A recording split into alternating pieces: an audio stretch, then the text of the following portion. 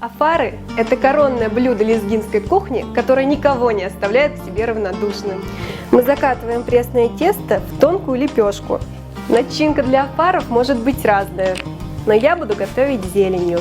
Зелень выкладываем на половину лаваша.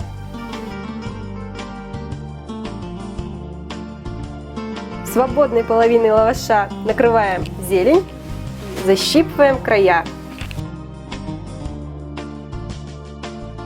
А теперь нашу заготовку закидываем на сач.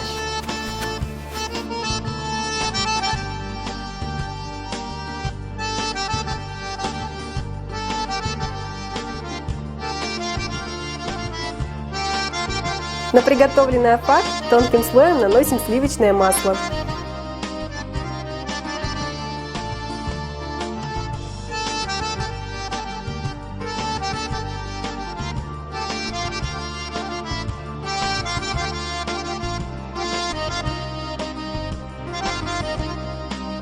Известным итальянским журналом Сапари Италия, лезгинский афар был признан одним из 6 полезнейших блюд в мире. Приятного вам аппетита!